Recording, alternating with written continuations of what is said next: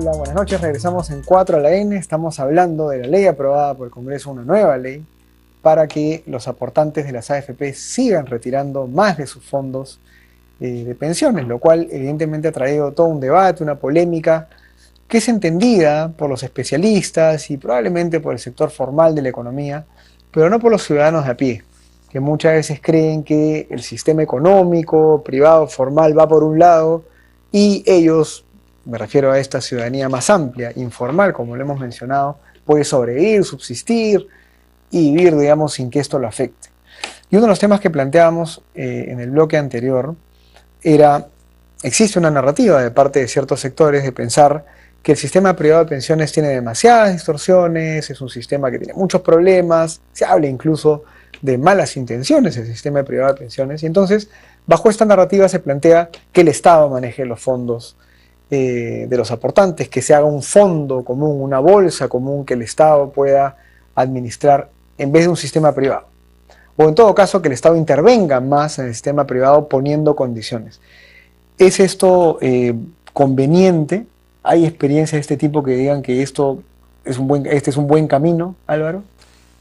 El consenso que se está construyendo o que se ha venido construyendo es tratar de aprovechar los beneficios que te da tanto un sistema público como un sistema privado de pensiones, porque ambos tienen sus elementos a favor y en contra, sobre todo en realidades complejas de altísima informalidad.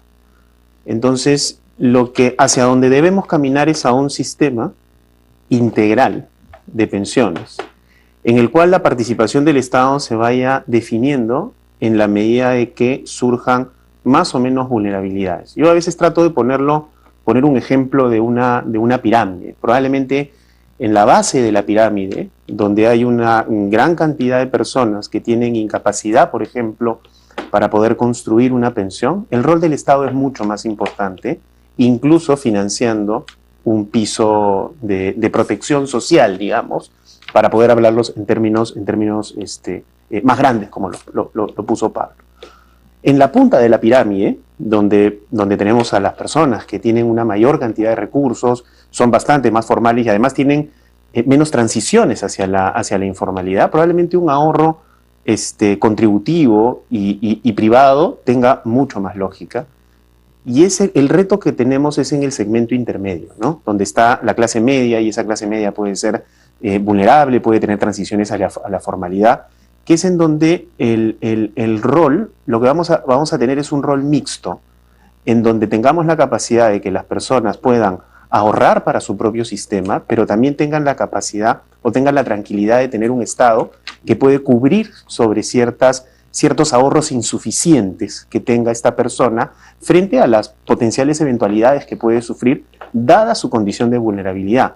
El objetivo de más largo plazo, ya dentro de una economía de mercado, lo que queremos es que obviamente el grado de vulnerabilidad que tenga nuestra clase media se vaya reduciendo, de tal manera de que los roles del Estado también se van redefiniendo en el tiempo. Un poco lo que hablaba David hace unos minutos, en el cual lo que nos comentaba es que este sistema tiene que tener cierta capacidad de adaptación al cambio de la realidad.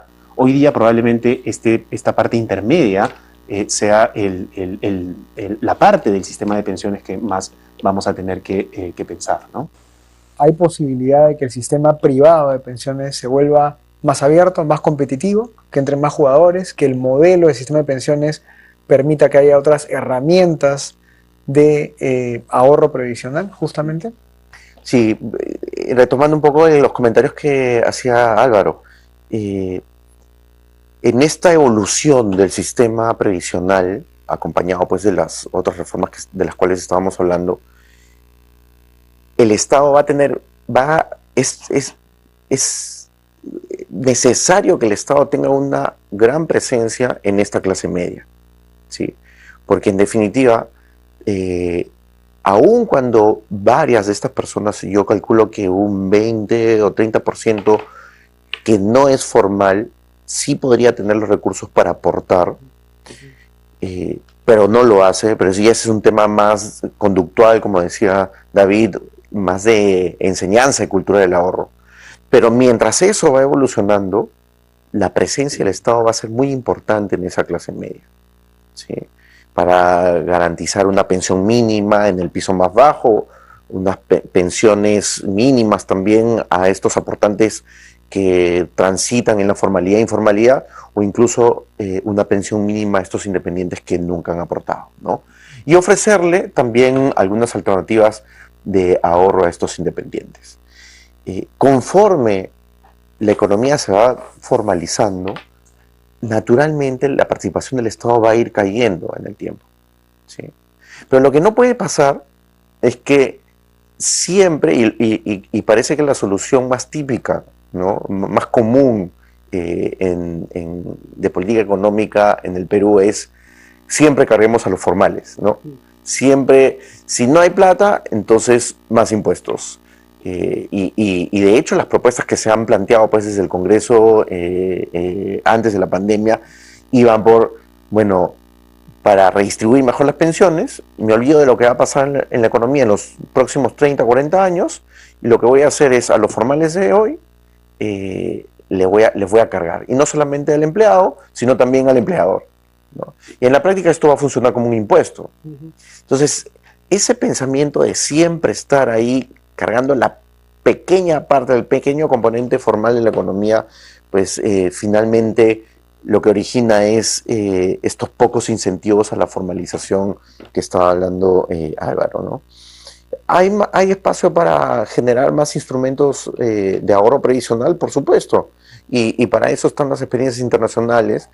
Lo que va a generar un mayor cambio es la educación financiera y la cultura del ahorro, y en paralelo la oferta de instrumentos financieros de ahorro previsional que se vayan planteando pues a partir de las mismas AFPs, a partir de otros conglomerados financieros también, otras instituciones pueden ser nacionales o internacionales, y que le ofrezcan al ciudadano un menú de alternativas para ahorrar, ¿no? En definitiva, lo que yo quiero dejar aquí claro es que la presencia del Estado tiene que ser importante hoy día, ¿sí?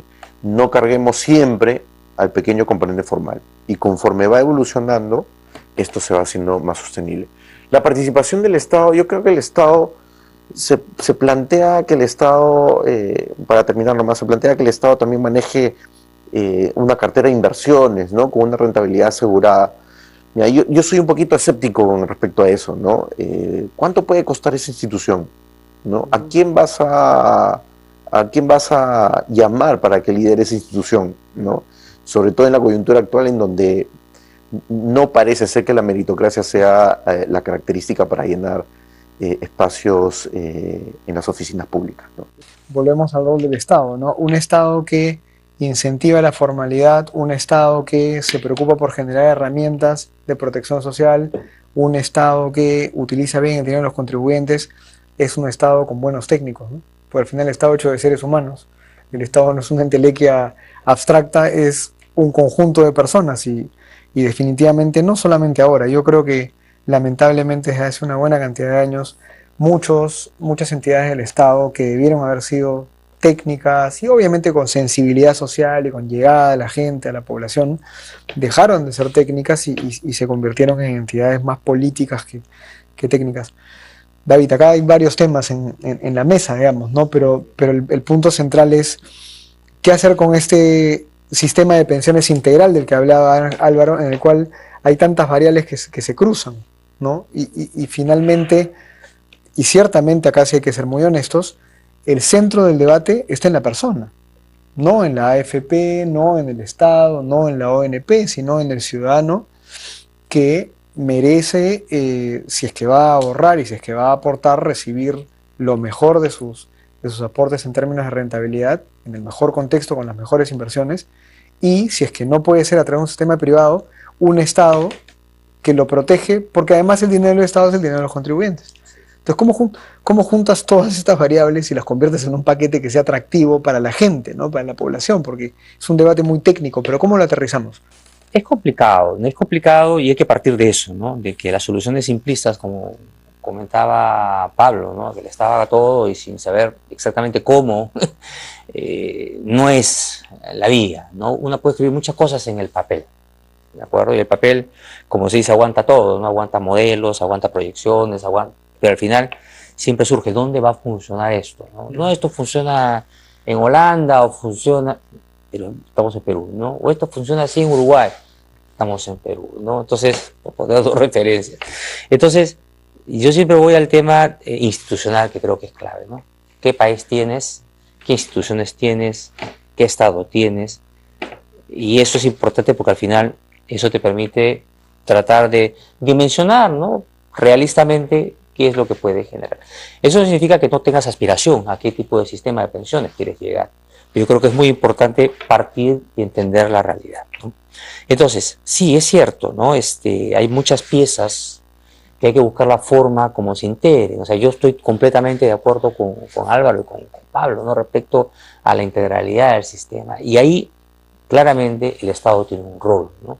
Un rol de amalgama, ¿no?